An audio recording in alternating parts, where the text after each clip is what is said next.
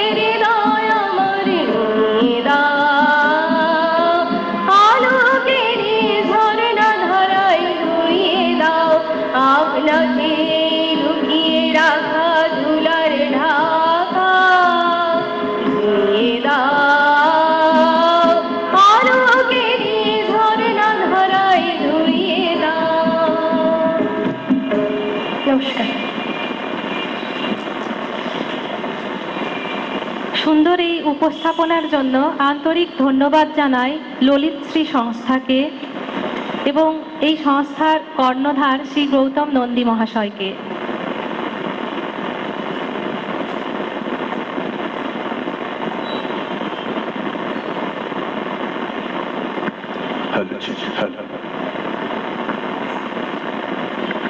আমাদের উদ্বোধনী সঙ্গীতের মধ্য দিয়ে আজকের এই মহাপ্রাণের মহৎ অনুষ্ঠানের নান্দনিক শুভ সূচনা হয়ে গেল। আজকের এই মহাপ্রাণের মহৎ অনুষ্ঠানে আগত হৃদয়ের টানে প্রাণের আকর্ষণে নিবিড় ভালোবাসায় আগত সকলকে স্বাগত জানাবেন সংস্থার সম্পাদক শ্রী পল্টন দেওঘরিয়া।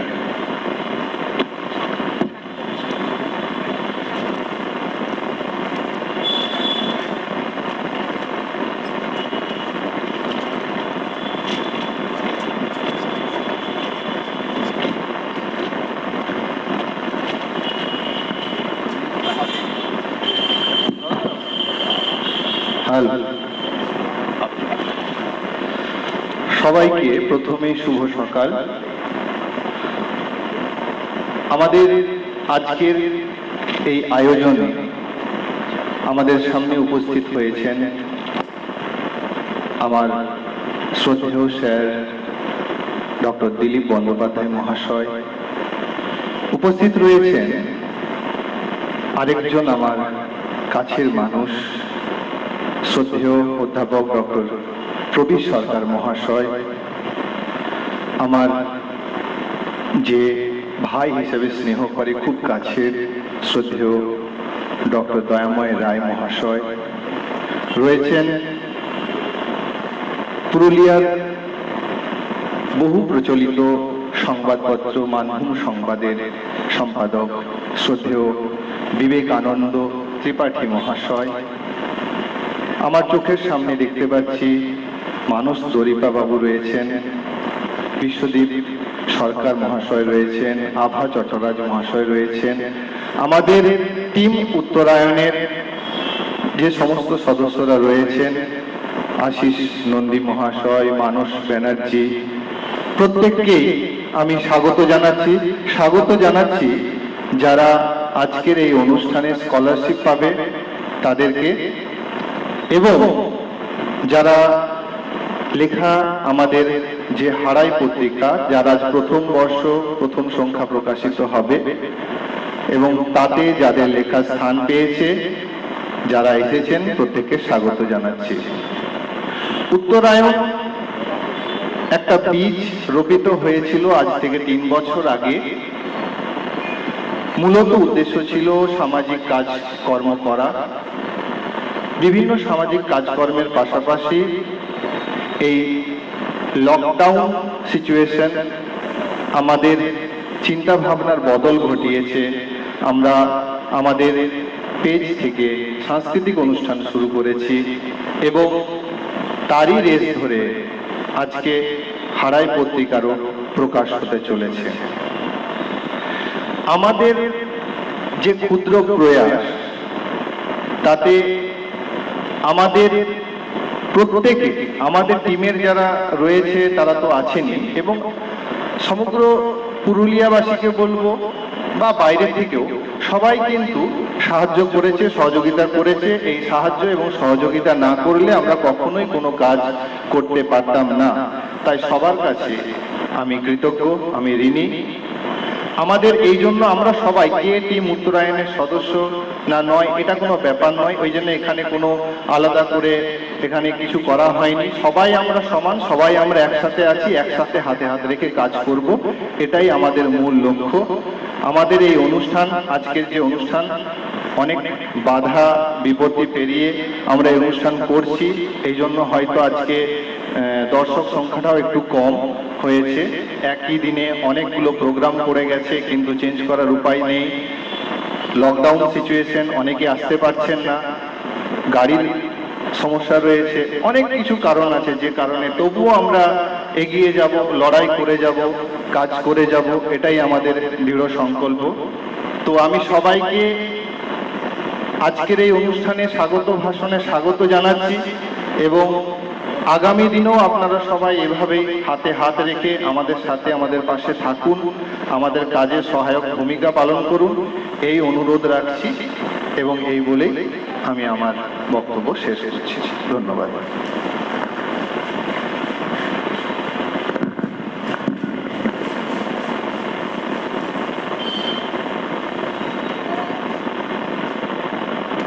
উত্তরায়ণ এক নতুন দিশার সম্পাদক মহাশয়কে অসংখ্য ধন্যবাদ জানাই।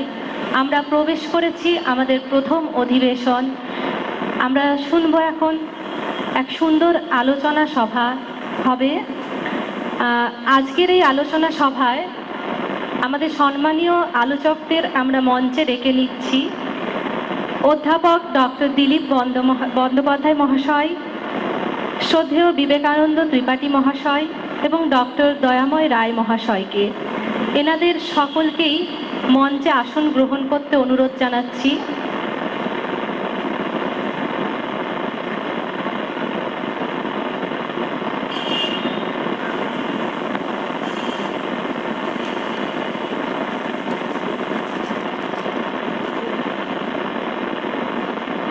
প্রথম অধিবেশনের আলোচনা পর্ব, আমাদের সেই আলোচনা পর্ব, মূল্যবান আলোচনা, আমরা সমৃদ্ধ না থাকতে পারার কষ্ট এইসব নিয়েই আছে মাসের পর মাস। ফলে অনেক রকম কিছু মনে হয়েছে এই সময়টা নিয়ে।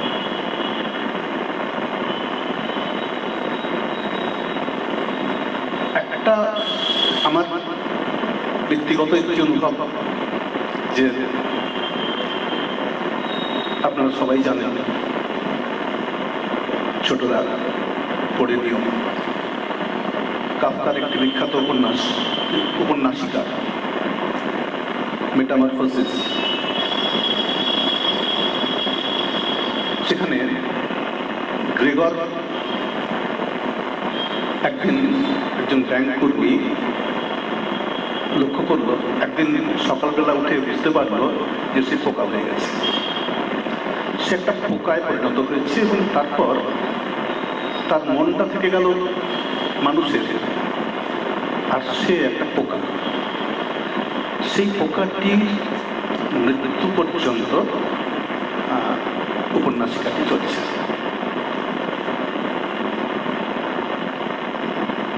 আমার মনে হয়েছে যেন এই সময়টা আমাদের এমনি একটা অক্ষম, অসহায়, ক্রুদ্ধ,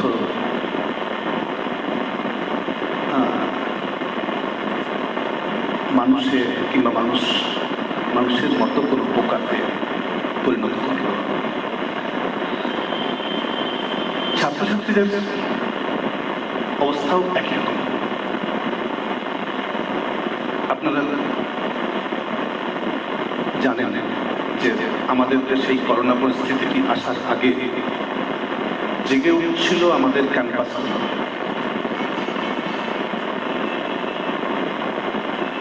নানাভাবে ক্যাম্পাসগুলো থেকে তারুণ্যের স্বর ভেসে উঠছিল। কেবল জেএনইউ কিংবা যাদবপুর নয়, আমাদের ছোট ছোট দূরবর্তী ছাত্র সাম্রাজ্যেও কোলাহল দেখা দিচ্ছিল। কি দেশপ্রেম আর কি দেশপ্রেম নয় ক্রমশ স্পষ্ট হচ্ছিল। করোনার সুযোগ এই গোটা ব্যাপারটাকে থামিয়ে দেওয়ার জন্য ব্যবহৃত।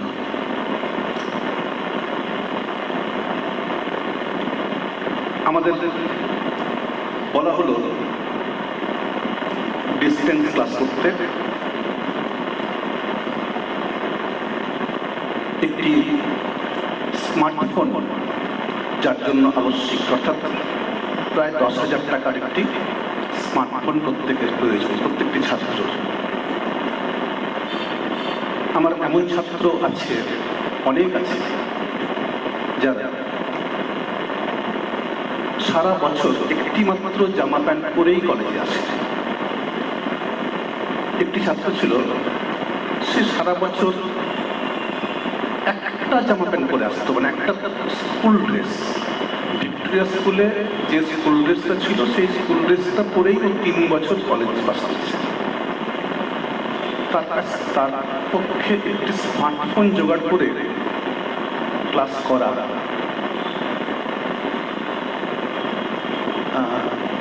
কল্পনাতীত নয় কি? তারপরে তো নেটের প্রাপ্যতা ইত্যাদি অনেক কিছু আছে, কিন্তু আমরা এরই মধ্যে পড়ালাম, এরই মধ্যে যেন নিজের সঙ্গে নিজে কথা বলছি এইভাবে একটা স্মার্টফোনের দিকে তাকিয়ে ছাত্রদের সাহিত্য পড়ালাম, কেউ বিজ্ঞান পড়ালাম, কেউ রাজনীতি তত্ত্ব পড়ালাম। আর ছাত্ররা যারা এই সুযোগটা পেল না, তারা তো পেলই না, যারা পেল তারাও শুধু ওই কথাগুলি পেল, মাস্টারমশাইয়ের নজর পেল না, বন্ধুদের সান্নিধ্য পেল না, ক্যাম্পাসটাকে পেল না, ক্যান্টিনটা পেল না, তাদের যৌবন কোথাও,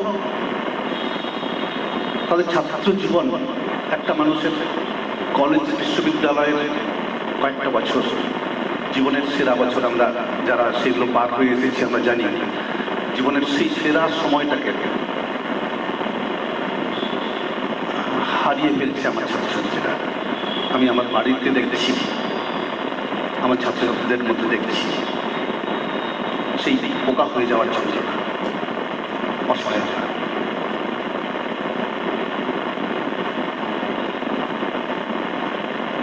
তবু চলছে এভাবে, কিছু কিছু নতুন কিছু জিনিস আমরা এর মধ্যে আবার শিখছি। যে কোনো পরিস্থিতি শেষ পর্যন্ত কিছু তো শিক্ষা দেয়। যেমন আমরা অনেকেই এই নতুন প্রযুক্তি সম্পর্কে ভীত ছিলাম, এই প্রযুক্তিতে আমরা অভ্যস্ত ছিলাম না, তা শিখে গেলাম। আরেকটি ব্যাপারও হয়েছে, যোগাযোগ যেহেতু সহজ নয়, যোগাযোগের জন্য ব্যাকুলতাটা বেড়েছে অনেক বেশি। মানুষের সান্নিধ্যের মূল্য আমরা বুঝতে পেরেছি অনেক বেশি এই সময়ে, ছাত্রছাত্রীরাও পেরেছে, বন্ধুদের তারা মিস করছে 7 মাস ধরে। তাই সামান্য যে সূত্রটুকু আছে, একটা ফোন, একটা হোয়াটসঅ্যাপ গ্রুপ, তার ভিতর দিয়ে আমি আমার বাড়িতে লক্ষ্য করছি, আমার ছেলে মেয়ে প্রতি মুহূর্তে তারা যোগাযোগে আছে। সুন্দরবনের কোনো গ্রাম থেকে কোনো একটি ছেলে, কোনো একটি মেয়ে আমার মেয়েকে জানাচ্ছে নোটস পাঠাতে, সে অবলীলায় পাঠিয়ে দিচ্ছে। এই যে একটা তীব্র বিরুদ্ধতার সময়ে চারপাশটা যখন আমাদেরকে চেপে মারতে চাইছে, সেই রকম সময় মানুষের সঙ্গে সহজ যোগাযোগের এই গভীর অভাবের দিনে মানুষের মূল্য, মানুষের সঙ্গে সংযোগের মূল্য, সংযোগের মহার্ঘতা যে আমরা টের পেলাম এই করোনাকালের, এই করোনার সুযোগ নিয়ে ভয়াবহ দমনকালের এই কি প্রাপ্তি। সবাইকে আমার আন্তরিক শুভেচ্ছা জানিয়ে এইটুকুনি, নমস্কার।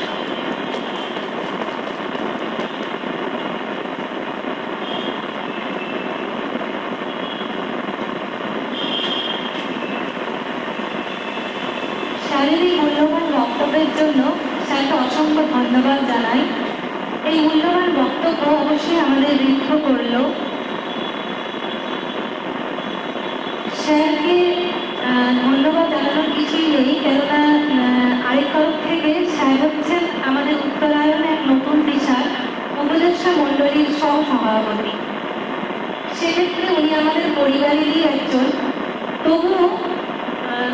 আনুষ্ঠানিকভাবে তাকে আমরা একটা সম্বর্ধনা দিতে চলেছি।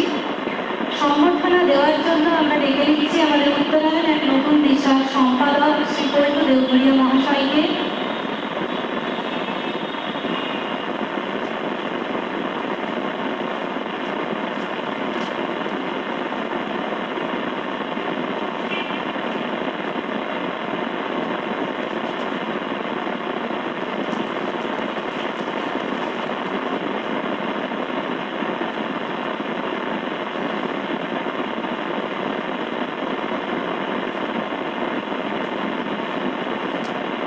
আজকের আলোচনা সভার পরবর্তী বক্তা হলেন আমাদের সবার পরিচিত মানভূম সংবাদ পত্রিকার সম্পাদক শ্রদ্ধেয় বিবেকানন্দ ত্রিপাঠী মহাশয়।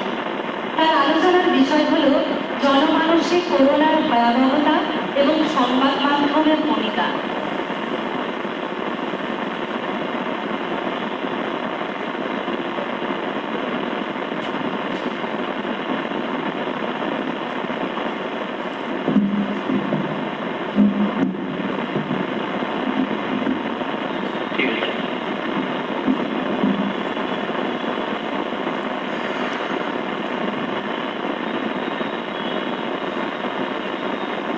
করোনায় যেন কেউ পীড়িত না হন, এই শুভেচ্ছা দিয়ে আমি সবাইকে সম্বোধন করছি।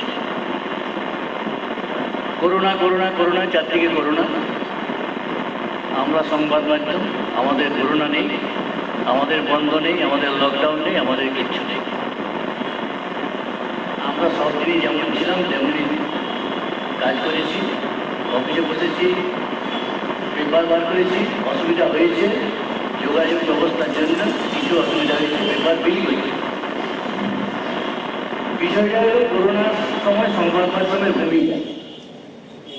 আমি একজন পত্রিকার সম্পাদক, আমি বলবো সংবাদ মাধ্যমের কোনো ভূমিকাই ছিল না।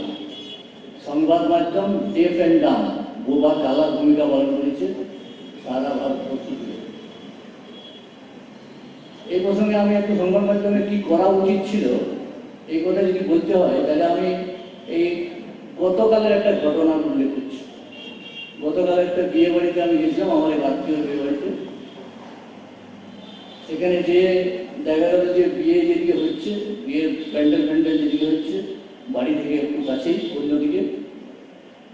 তা আমার তো খাওয়া দাওয়ার কোনো বিষয় নেই, খাওয়া দাওয়া কোথাও আমি করি না।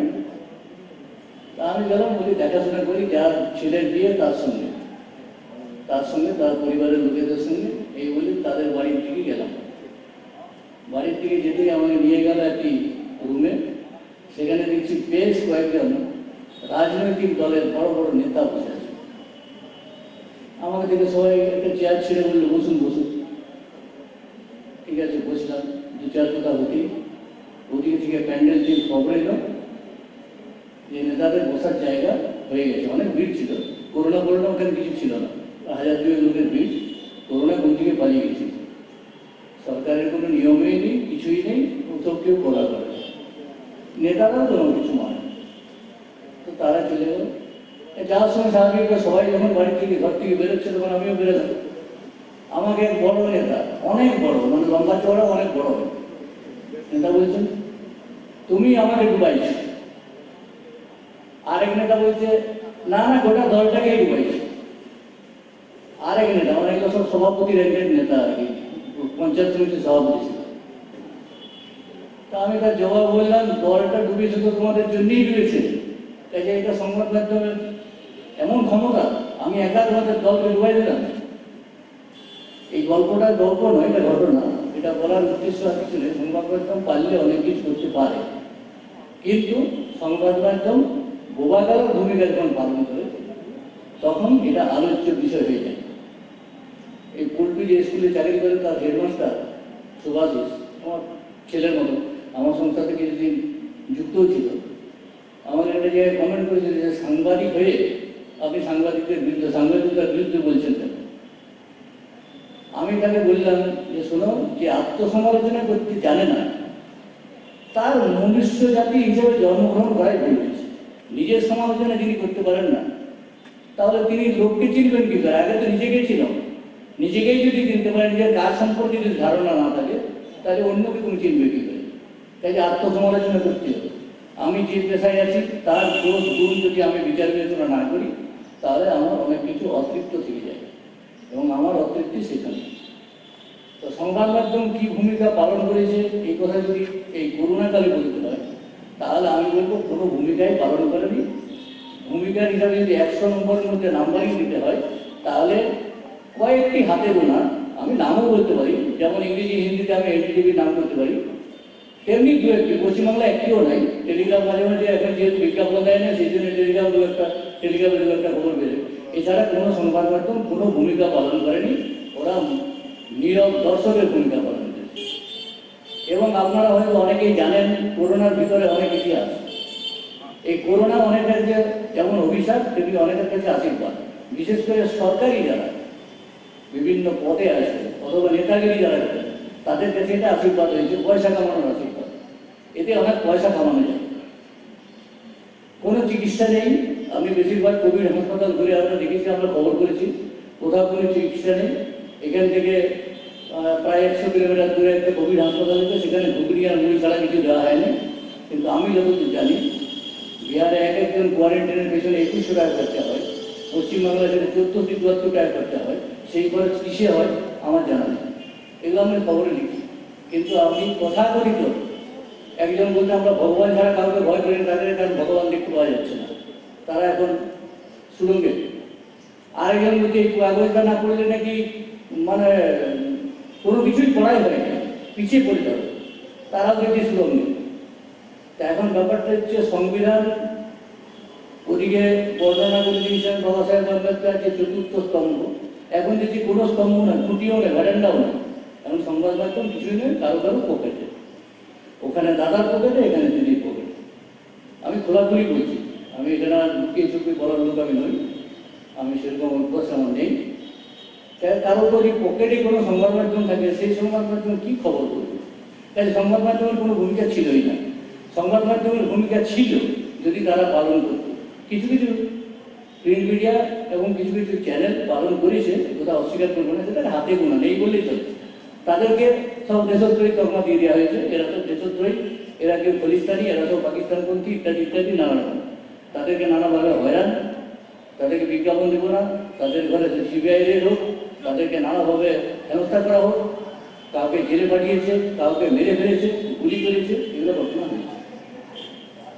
করোনাকালে এই সংবাদ মাধ্যমের ভূমিকা আমি বলবো ভূমিকা যেহেতু নেই, তাই ওখানে কোনো আলোচনা হতে পারে না।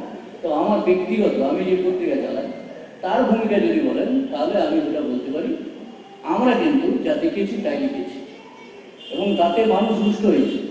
এবং যারা প্রশাসনে আছেন তারা রুষ্ট হয়েছেন, যারা নেতাগিরি করছেন, যারা নীতি নির্ধারক, যারা প্রশাসনকে চালান তারা রুষ্ট হয়েছেন। তারা সাংবাদিকদের, আমাদের সাংবাদিকদের উপর নানা রকমের অকথ্য গালাগালি, নানা ধরনের উৎপীড়ন করেছেন, এটাও ঠিক। আমরা এগুলো কোনোটাই বার্তা দিই না, আমরা আমাদের কাজ করে চলেছি। কাজেই মানুষের যে আশা ছিল, মানুষ যে খবর পাওয়া, মানে খবর দেওয়া সংবাদ মাধ্যমের কাজ, তো তথ্য সমৃদ্ধ খবর, মানে যা হচ্ছে যা ঘটছে সেটা জানানো, কিন্তু সেসব নেই। এখন আপনি খবরের কি পাবেন না, মুকেশ আম্বানির ছেলের বিয়ে হচ্ছে কোথায়, তার বইয়ের কী কী গয়না করেছেন সেসব পাবেন। এখানে কী পাবেন না, রাজ আর শুভশ্রীর ছেলে কখন পায়খানা করছে, কখন পেচ্ছাপ করছে, তার খবর আমরা পাবেন। এগুলো হচ্ছে খবর, এখনকার দিনের খবর হচ্ছে এগুলো। এগুলো আমাদের খবর। প্রসেনজিৎ কোথায় কী করছে তার খবর, ঋতুপর্ণা কোথায় কী করছে এগুলোর খবর, এগুলোই মূলত খবর। কিন্তু তাদের কৃতিত্ব, মানে তারা যে কাজ করছে সে নিয়ে খবর নেই, তাদের ব্যক্তিগত খবর, এটা হচ্ছে এখন খবর। তার মানে কি, খবরটা কোন রকমের পেপারটা ভর্তি করতে হবে। তা আমরা বলি, আমরা মানুষের কথা বলি জবরা বাঁধানো খবর, এই জবরা বাঁধানো খবর হচ্ছে এখন। তাই সংবাদ মাধ্যমের কোনো ভূমিকা নেই, এই ভূমিকা নিয়ে আলোচনার কোনো বিষয় আছে বলে আমি মনে করি না। আমার যেটুকু বক্তব্য আমি বললাম, যদি আপনাদের ভালো লাগে ঠিক, না ভালো লাগলে আমার কিছু করার নেই। ঠিক আছে, ধন্যবাদ, নমস্কার। আমার সুযোগ দেওয়ার জন্য ধন্যবাদ জ্ঞাপন করছি সুসম্মানীয় বিবেকানন্দ ত্রিপাঠী মহাশয়কে। তিনি তার মূল্যবান বক্তব্যে জনমানসিক করোনার ভয়াবহতা এবং তাতে সংবাদ মাধ্যমের ভূমিকার বিভিন্ন যাচ্ছে আলোচনা করলেন। আমরা উত্তরায়ণের নতুন দিশার পক্ষ থেকে সুসম্মানীয় বিবেকানন্দ ত্রিপাঠী মহাশয়কে আমরা সম্বর্ধনা জ্ঞাপন করব। সম্বর্ধনা জ্ঞাপন করছেন আমাদের সংস্থা উত্তরায়ণের নতুন দিশার সুসম্মানীয় কোষাধ্যক্ষ সুজিত মাহাতো মহাশয়।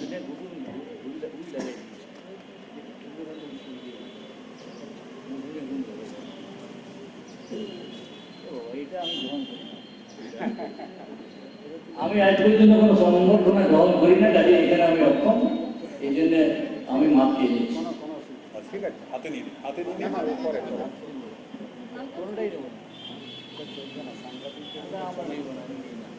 ধন্যবাদ।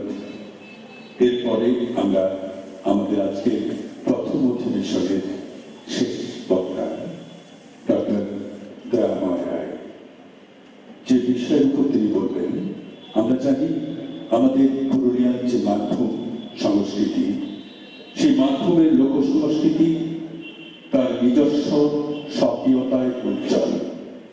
আমাদের পা ফেললেই নাচ আর কথা বললেই গান। সেই অহল্যাভূমি পুরুলিয়া, রুক্ষতার মাঝেই যার সৌন্দর্য। কাঁসাই কুমারী টক্কর মুখ চুলে জনচেতনায় প্রাণীর স্পন্দন। সেই মাধ্যমের লোক সংস্কৃতি নির্দিষ্ট জাতি না মাধ্যম, এই বিষয়ের উপর আলোকপাত করবেন সুসম্মানীয় ডক্টর দয়াময় রায় মহাশয়।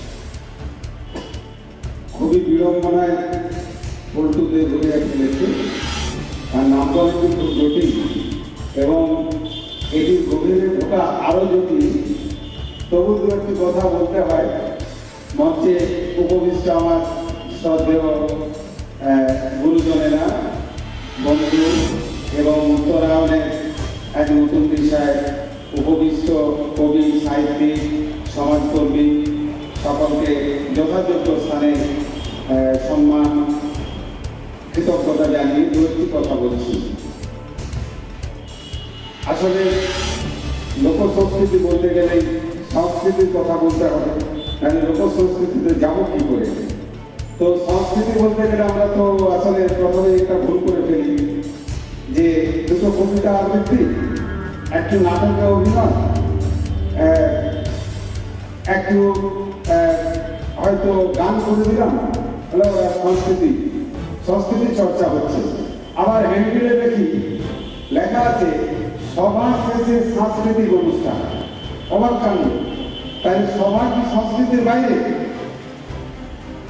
এই মৌল প্রশ্নের উত্তর খুঁজতে খুঁজতে দেখা যায় যে সংস্কৃতি হচ্ছে যা আমাদের সংস্কার করে, যা আমাদের উন্নত করে, যা আমাদের মার্জিত করে, তাকে আমরা বলি সংস্কৃতি। তাহলে জীবন সংগ্রামের যদি মার্ক্সবাদী দৃষ্টিভঙ্গি থেকে দেখি, তাহলে জীবন সংগ্রামের মোট প্রচেষ্টায় সংস্কৃতি।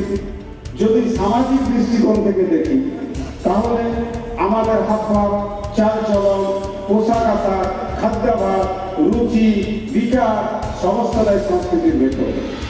তাহলে এত বড়, যেমন আমরা দেখি যে ভারতীয় সংস্কৃতি, বাঙালি সংস্কৃতি, এরকম নানা রকম রামের সংস্কৃতি, মানে সংস্কৃতি আবার মাটি নির্ভর।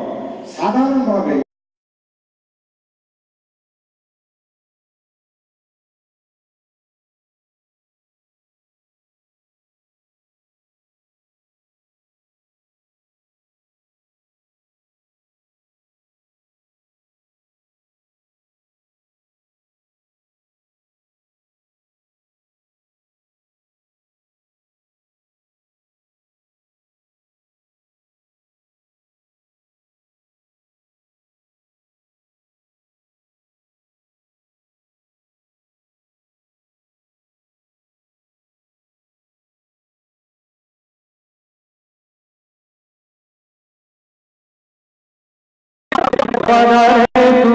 ভাদু ধুসুর গায় পুরুলের গান হাজার আদরে বাবা ধারে শুধায় ভাদু টুসুর গান গায়ে তুরুলের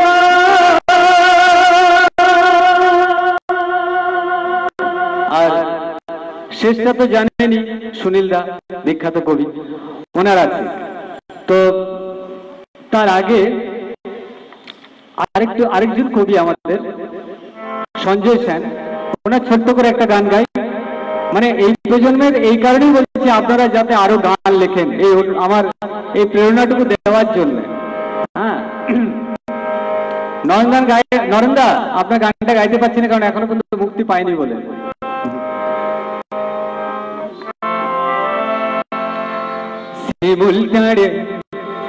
শিমুল টাড়ে পলাশ ঝাড়ে কোন ফুলটি ফুটিল ফুলটি ফুটিল বতরে আসিয়া বন্ধু সকল মধু লুটিল শিমুল টাড়ে পলাশ ঝাড়ে কোন ফুলটি ফুটিল কোন ফুলটি ফুটিল বতরে আসিয়া বন্ধু সকল মধু লুটিল আউরে কি যা করে কি যা করে কি যা কি যা আউরে কি যা করে কি যা করে কি যা কি যা টিপি টিপি জলের ধারা যেমন আচল বহে নদীর পারা টিপি টিপি জলের ধারা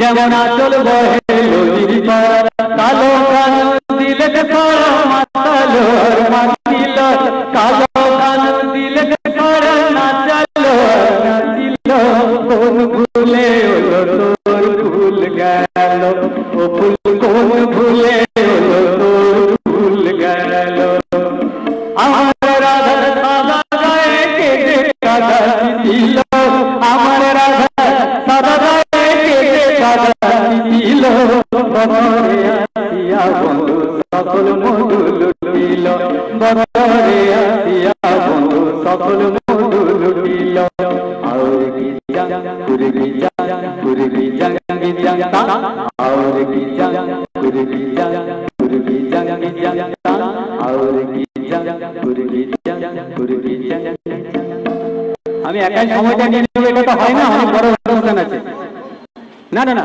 শেষ গান যেটা সবাই বলেছিল একসঙ্গে সবাই একসঙ্গে গান এই প্রজন্মের আরেকজন মানে কবি সুনীল দা শ্রদ্ধেয় সুনীল দা আমাদের বিখ্যাত সুনীল দা ওনার গানটা সবাই গাইতে বলেছিল একসঙ্গে গান গাইতা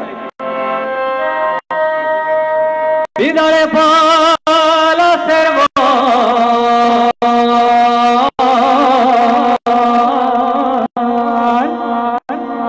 আরে পালাবো পালাবো হৃদয়ে পলাশের বন পালাবো পালাবো হৃদয়ে পলাশের বন পালাবো পালাবো নেকি দূরে ঢোল কাটে এই কাটে বতরে ধীর ধীর ফুল ফুটে বতরে ধীর ধীর ফুল ফুটে হৃদয়ে পলাশের বন পালাবো পালাবো হৃদয়ে পলাশের বন পালাবো পালাবো নেকি দূরে ঢোল কাটে কাটে বতরে ফুল বতরে ধীর ধীর ফুল ফুটে আসলে বলতে গেলাম কথাটা এই নেগেটিভ কখনো ন্যাংটা হয় না পুরুলিয়ার লোক বলে বলতে যে আমি আটকে গেলাম আর কিংবা ভিক্টোরিয়া কখনো হয় তাই তো কারণ আমরা পুরুলিয়ার লোক যেটা এখন শুনি আর কি আমরা নতুন নতুন অ্যালবাম আমার ঠিকানা বাড়ির নাম হয় আনাগোনা আমার ঠিকানা বাড়ির নাম হয় আনাগোনা উঠে ধান কাটে এই কাটে হে বতরে ধীর ধীর ফুল ফুটে পিতারে পলাশের বন পালাবো পালাবো পিতারে পলাশের বন পালাবো পালাবো দূরে ঢোল কাটে এই কাটে হে বতরে ধীর ধীর ফুল ফুটে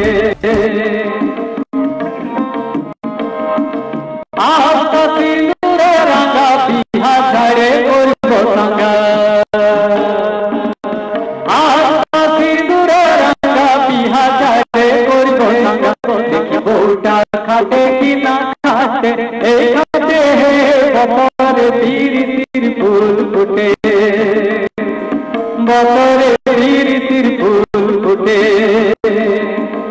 বতরে তীর তীর ফুল ফুটে।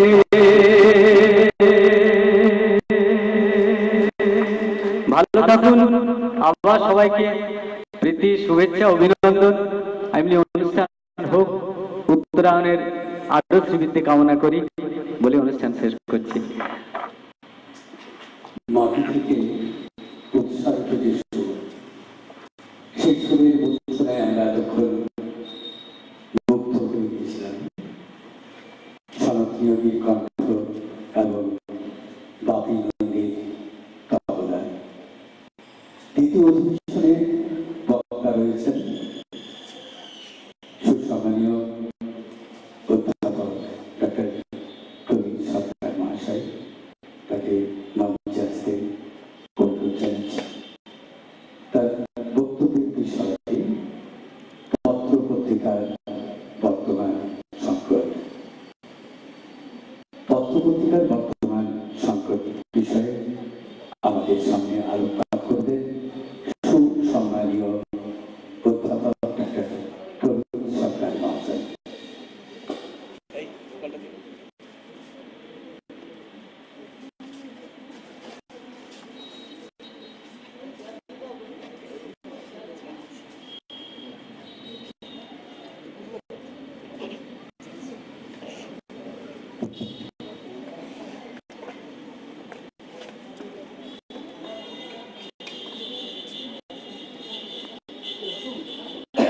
নমস্কার। উত্তরায়ণের যারা কর্মকর্তা তাদের সবাইকে আমি আমার কৃতজ্ঞতা জানাই। এই ধরনের একটি সংগঠন যারা একই সঙ্গে সামাজিক শিক্ষা বিষয়ক এবং সাহিত্য নির্ভর কাজ করেছেন পুরুলিয়াতে, তারা সবসময় শ্রদ্ধেয় এবং ধন্যবাদ পাবার যোগ্য। আমি ব্যক্তিগতভাবে কয়েকজনের সঙ্গে পরিচিত, কিন্তু আমি আরো বেশি পরিচিত আমার এই পেছনে যে ব্যানার রয়েছে সেখানে হারাই নদী শব্দ আছে। অনেকেই জানা আছে, তবু আমি বলি হারাই একটি ছোট্ট নদীর নাম। এই পুরুলিয়া জেলা নিয়েই বয়ে চলেছে। গোয়াই এবং হারাই তাদেরকে দু বোন বলে, যেমন কাঁসাই এবং শিলাই, মানে কংসাবতী শিলাবতী আমাদের লোকপুরাণে দুই বোন, ঠিক তেমনি হারাই গোয়াইরাও নাকি দুই বোন। অনেক বছর আগে, প্রায় 30 বছর আগে, ওই সাঁওতালটির কাছাকাছি, সেখান থেকে 3-4-5 কিলোমিটার দূরে হাঁটতে হাঁটতে আমি গিয়েছিলাম একজন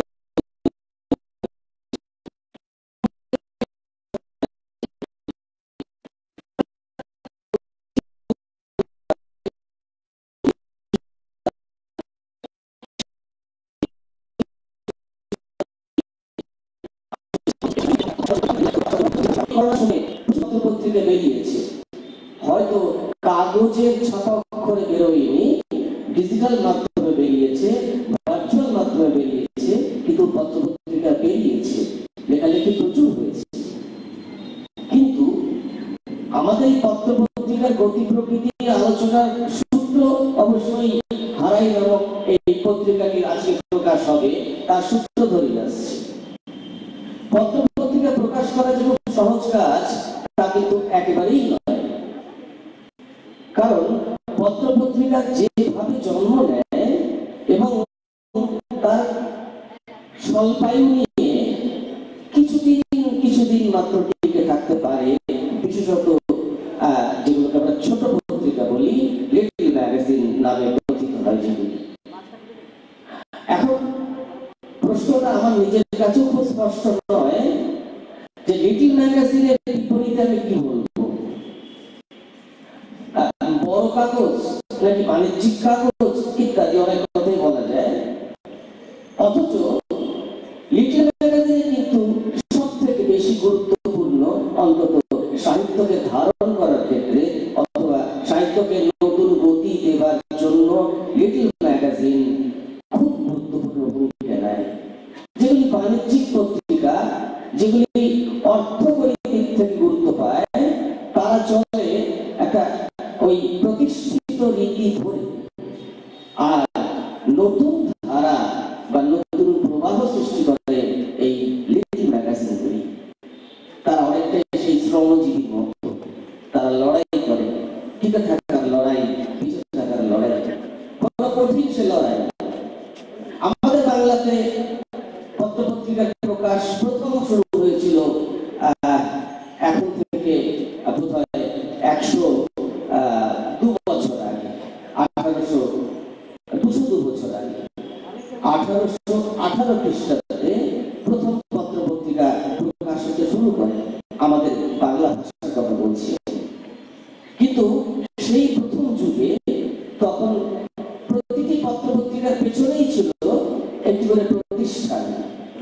প্রথম দিকে ছিল খ্রিস্টান বিভিন্ন প্রতিষ্ঠান, শ্রীরামপুর মিশন ইত্যাদি ছিল, এবং তার বিপরীতে যখন আমাদের মোহন রায়রা পত্রিকা করলেন, তখনও তারা একটা প্রতিষ্ঠানের পৃষ্ঠপোষকতা বা ছায়ায় ছিলেন।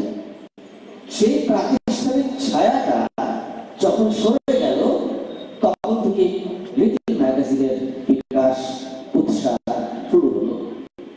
পরবর্তীকালে বিভিন্ন বাণিজ্যিক সংস্থা, এটা অবশ্য এই কালের ব্যাপার, এই কালের আগে যে বড় পত্রিকাগুলি ছিল তারা মূলত গ্রাহকদের উপর, পাঠকদের উপর নির্ভরশীল ছিল, আর হয়তো সামান্য কিছু বিজ্ঞাপন ছিল।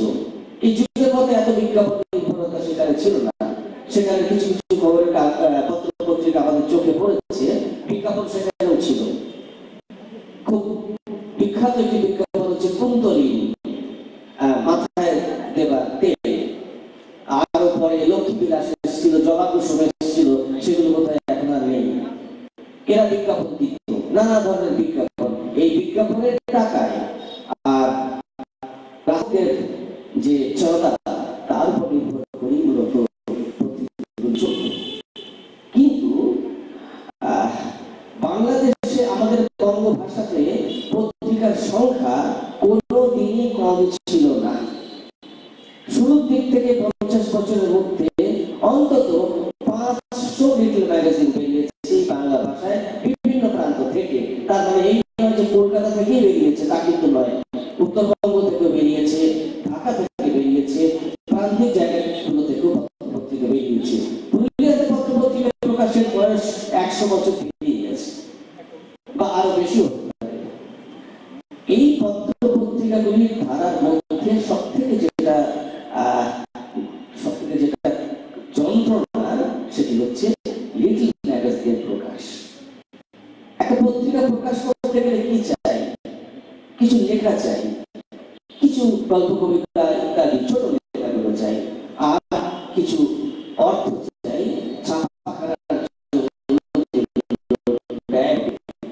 এই অর্থ জোগাড় করা আর কয়েকজন সমমনস্ক মানুষের সঙ্গ নেওয়া এবং ভালো লেখা দিয়ে পত্রিকা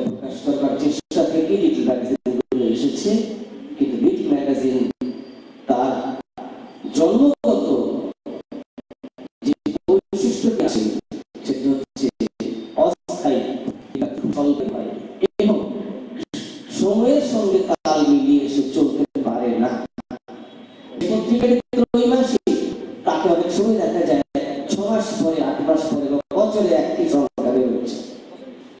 অথবা পত্রিকাটি মাসিক, তাকেও দেখা যাবে 2 মাস বা 3 মাস একত্র করে একটি সংখ্যা বের হচ্ছে। তবু পত্রিকা বেরোয়। এবং রেডিও ম্যাগাজিনে করে যারা হতাশন তাদেরকে একটু বলি, প্রমথ চৌধুরী তার বিখ্যাত সবুজপত্র কাগজ সম্পর্কে চিঠি লিখেছিলেন। চিঠিতে বলছিলেন যে আমাদের কাগজটা হচ্ছে বালনন্দ ঘাটের যে স্টিমারের মতো, সময় মেনে চলতে পারে না, কারণ নদীর স্রোতের উপরে তার নির্ভর করে। রিড ম্যাগাজিনগুলো ঠিক সেই স্রোতের উপরে অনেকটাই নির্ভরশীল। যখন সাহায্য পায়, সহযোগিতা পায়, ওই করে রিড ম্যাগাজিন বেরিয়ে পড়ে। কিছু উপলক্ষ থাকে, যেমন এই মুহূর্তে বাংলাদেশের সব থেকে বড় উপলক্ষ হচ্ছে 21শে ফেব্রুয়ারি দিনটি। সেই দিন মাত্র একদিন বছরে অসংখ্য কাগজ বেরোয় ঢাকা শহর এবং অন্যান্য শহরকে কেন্দ্র করে।